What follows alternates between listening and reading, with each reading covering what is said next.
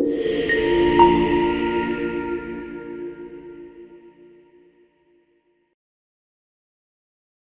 Everyone, welcome to law decrypted. आज के इस लेक्चर में हम पढ़ेंगे सेक्शन 21 कंटिंजेंट इंटरेस्ट। वैसे तो जब हमने लास्ट लेक्चर में वेस्टेड इंटरेस्ट पढ़ा था तो कंपैरिजन में कंटिंजेंट इंटरेस्ट भी पढ़ लिया था और इसके कॉन्सेप्ट को भी समझ लिया था। तो इस लेक्चर में बस हम इसके डायरेक्ट को और छोटी मोटी एक दो चीज़ें देखेंगे। अगर आपको समझना है तो आप पिछला लेक्चर भी देख सकते हो। तो टेस्ट बस इतना सा है कंटिंजेंट और वेस्टेड इंटरेस्ट में डिफरेंशिएट करने का। अगर ट्रांसफ़र इमीडिएटली कर देते हैं या फिर ट्रांसफ़र एक ऐसे इवेंट पे होने को होता है जो कि बाउंड टू हैपन है, मतलब जो होगा ही होगा, सर्टेन टू हैपन है, तो फिर वो वेस्टेड इंटरेस्ट होता है। जैसे कि किसी की डेथ, अगर कोई कहता है कि मैं प्रॉपर्टी आपको दे दूंगा जब किसी और की डेथ हो जाएगी, तो फिर वो वेस्टेड इंटरेस्ट है।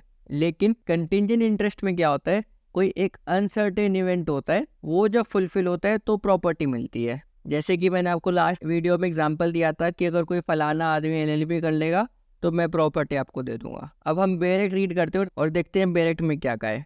Where on a transfer of a property, जहाँ पे एक प्रॉपर्टी ट्रांसफर की गई है, and interest therein is created in favour of a person, एक इंसान के लिए इंटरेस्ट क्रिएट कराया गया उस प्रॉपर्टी में, to take effect only on the happening of a specified uncertain effect. जो प्रॉपर्टी में ट्रांसफर है वो जब भी इफेक्ट में आएगा जब कोई एक अनसर्टेन इवेंट हैपन होएगा, और इस uncertain event shall not happen, या तो वो हो या फिर ना हो। जैसे कि एक कंडीशन लगा दी कि अगले एक दिन में अगर अर्थक्वेक आएगा या फिर अर्थक्वेक नहीं आएगा। ऐसे भी कह सकते हैं कि अगर अगले एक दिन में अर्थक्वेक नहीं आया तो मैं आपको प्रॉपर्टी दे दूंगा, तो uncertain event shall not happen. तो such person there by acquires a contingent interest in the property, तो वो जो पर्सन है वो एक कंटिंजेंट इंटरेस्ट उसको प्रॉपर्टी में मिल जाता है। Such interest becomes a vested interest in the former case on the happening of the event, और in the latter case when the happening of the event becomes impossible.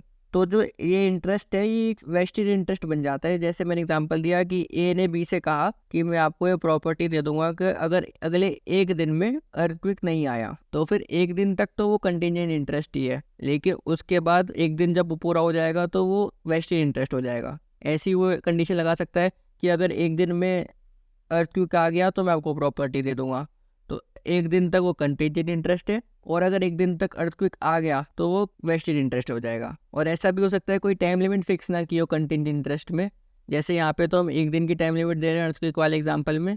एक और example देता हूँ मैं कि ए ने बी से कहा कि आप अगर एलएलबी कर लोगे तो फिर मैं आपको प्रॉपर्टी दे दूंगा, लेकिन अब बी की एज हो गई ज़्यादा, 40+ या 50+, और वो अब मेंटली इनकेपेबल हो गया, पढ़ने के लिए बीमार हो गया, तो वो जो हैपनिंग ऑफ द इवेंट है वो इम्पॉसिबल हो गया, तो अब उसका जो कंटिंजेंट इंटरेस्ट है वो भी खत्म हो गया। अब इसका एक्सेप्शन पड़ता है। एक्सेप्शन क्या कहता है, where under transfer of property, एक प्रॉपर्टी ट्रांसफर की गई है, a person becomes entitled to an interest therein upon attaining a particular age. उस ट्रांसफर ऑफ प्रॉपर्टी में क्या है कि जो पर्सन है वो उसको इंटरेस्ट मिलेगा जब वो एक पर्टिकुलर एज अटेन कर लेगा।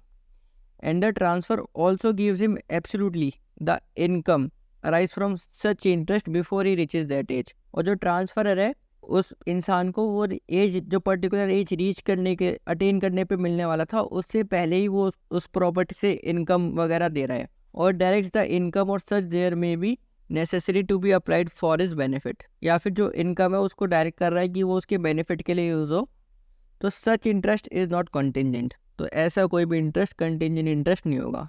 इसमें क्या है, एक इंसान ने दूसरे इंसान को प्रॉपर्टी दी कि आप जब एक पर्टिकुलर एज अटेन कर लोगे तो आपको ये प्रॉपर्टी मिल जाएगी, लेकिन उसकी एज अटेन करने से पहले ही वो उस प्रॉपर्टी से इनकम अराइज हुई दे रहा था, या फिर उसके बेनिफिट के लिए जो भी इनकम आ रही थी प्रॉपर्टी से उसको दे रहा था, तो फिर ऐसा कोई इंटरेस्ट को कंटिंजेंट इंटरेस्ट नहीं माना जाता। तो डायरेक्ट पढ़ लिया है हमने। एक और सिचुएशन हो सकती है जो कि है ये। इस सिचुएशन में क्या है, एक बंदा ए है, उसको फॉर लाइफ प्रॉपर्टी दे दी है, और काय कि जब ये मर जाएगा तो ये प्रॉपर्टी चली जाएगी बी के पास, लेकिन एक कंडीशन लगा दी है कि बी अभी यूनाइटेड किंगडम में रहता है, अगर वो वहाँ से वापस आ गया तब। तो अगर बी को ये प्रॉपर्टी चाहिए तो वो उसको ए के मरने से पहले इंडिया वापस आना पड़ेगा, क्योंकि इसमें कोई टाइम लिमिट तो फिक्स नहीं है। और ए की डेथ, अगर मान लो ए की डेथ हो गई और फिर बी की पूरी लाइफ जितना टाइम है उसके पास, वो कभी भी यूके से इंडिया आए और प्रॉपर्टी क्लेम कर ले, और ए की डेथ हो गई है, अब बी पता नहीं कितने साल जिए, तो 30-40 साल तक प्रॉपर्टी ऐसी रहेगी, किसी के भी नाम नहीं रहेगी। तो ये सब तो परमिसेबल नहीं है, प्रॉपर्टी हमेशा किसी के नाम होनी चाहिए। तो अगर ऐसा कोई टाइम लिमिट फिक्स नहीं है करी गई है, तो बी को ए की डेथ से पहले वापस आना होता है इस ऐसी सिचुएशन में, क्योंकि प्रॉपर्टी ऐसी किसी हवा में नहीं रह सकती, हमेशा किसी के नाम होनी चाहिए। लेकिन अगर इसी एग्जांपल में टाइम लिमिट फिक्स कर दी, फॉर एग्जांपल एक प्रॉपर्टी ए को फॉर लाइफ है और कहा है कि अगले 10 साल में अगर बी यूके से वापस आ जाएगा तो ये प्रॉपर्टी फिर बी को चली जाएगी। अब ए है जो वो मर गया अगले 2 साल के अंदर अंदर, अब 8 साल बच रहे हैं। अब बी के पास 8 साल हैं कि वो 8 साल के अंदर आके प्रॉपर्टी क्लेम कर सकता है इंडिया आकर। तो इन 8 सालों में जो प्रॉपर्टी है ये एक वैलिड कंडीशन है, और जो ये प्रॉपर्टी इतने टाइम के लिए ट्रस्ट में हेल्ड की जाएगी। अगर कोई ट्रस्ट के लिए नहीं है तो फिर कोई ऑफिशियल ट्रस्ट होगा, वो इस प्रॉपर्टी को अपने पास रखेगा। इस वीडियो के लिए इतना ही। अगर आपको कोई कन्फ्यूजन हो तो आप कमेंट सेक्शन में पूछ सकते हैं। Thank you. अगर आपको हमारा ये वीडियो पसंद आया तो please like, share and subscribe करें।